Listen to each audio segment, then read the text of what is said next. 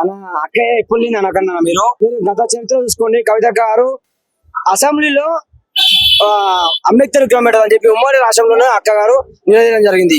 తర్వాత మహిళా బిల్లు కోసం పోరాటం జరిగింది. బతుకమ్మను కూడా కవిత గారు ప్రపంచ దేశానికి చాటి చెప్పడం జరిగింది.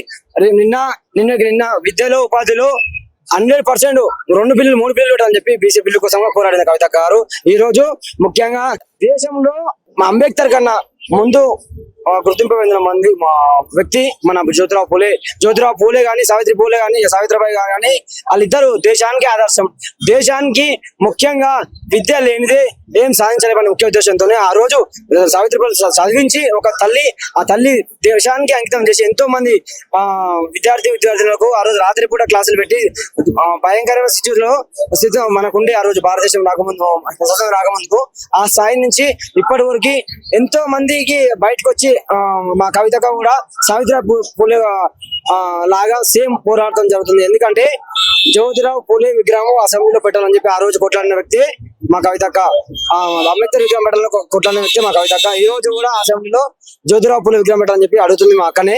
గుర్తుపెట్టుకోండి, తెలంగాణ రాష్ట్ర ప్రభుత్వానికి ఒకటే హెచ్చరిస్తున్నాం ఏంటంటే యావత్ తెలంగాణ బీసీ అందరం కలిపి కవితక్క జాగృతి ఆధ్వర్యంలో యూపీఎఫ్ ఆధ్వర్యంలో అడిగేది ఒకటే, మిమ్మల్ని దయచేసి మా కోరిక వినవించి మాకు న్యాయం చేయాలంటే అంటే మాకు సమానత్వం ఇవ్వండి, మాకు న్యాయం కోరండి. దేశం అంటేనే అందరికి సమాన హక్కులు కలిగించాలని చెప్పి అంబేద్కర్ రాజ్యాంగం ఉంది. మన జ్యోతిరావు పూలే చదువు ఒక్కటే మన రాతని మారుస్తుందని చెప్పి ఎంతో మంది సామాజిక విద్యావేత్తలను తయారు చేసి సామాజికంగా అందరినీ సమానత్వం తీసుకోవాలని చెప్పి కోరిన వ్యక్తి మన పూలే కాబట్టి ఈ రోజు పూలే విగ్రహాన్ని అసెంబ్లీలో పెట్టాలని చెప్పి కవిత గారి ఆధ్వర్యంలో యూపీఎఫ్ తెలంగాణ జాగృతి యూపీఎఫ్ ఆధ్వర్యంలో ఈ రోజు కొట్టడం జరిగింది.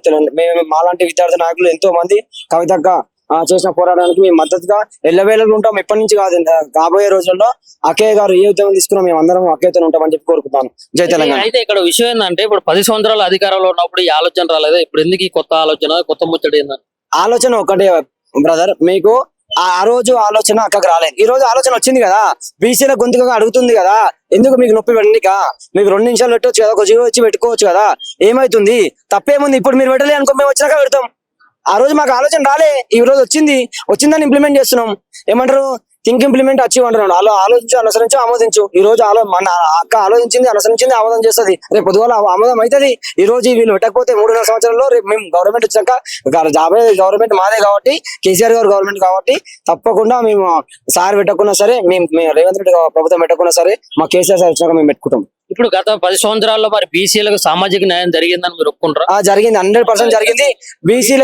బీసీలకి జరిగిందని మేము ఒక చిన్న ఉదాహరణ చెప్తున్నాం. నేను ఒక గౌడ బిడ్డని, మా గవర్నర్లకి ఎగ్జాంపుల్, ఇంత ముందుకు తాడు కింద చనిపోయిన వాళ్ళకి ఏం కిట్టు కూడా లేదు, మేమే కిట్ ఇవ్వడం జరిగింది.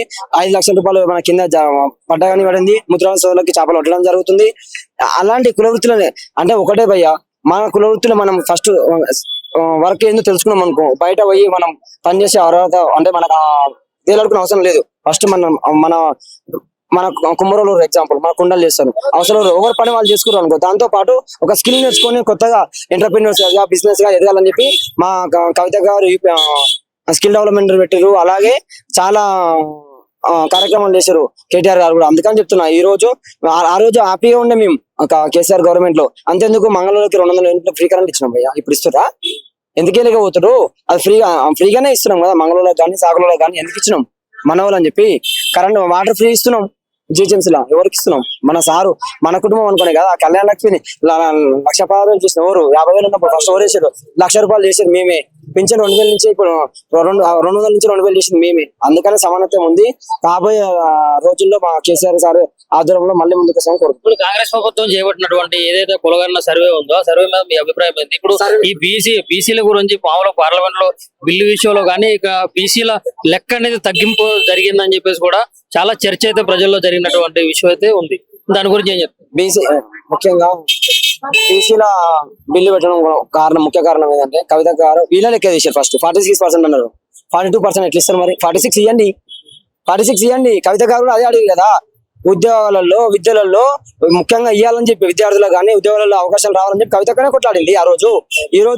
ఈ రోజు చెప్తున్నాం కదా, కవితక్క వారి వల్లనే తెలంగాణ ఏ ఆడబిడ్డ మాట్లాడలేదు, తెలంగాణ ఏ లీడర్ మాట్లాడలేదు, కవితక్క గారే మాట్లాడారు.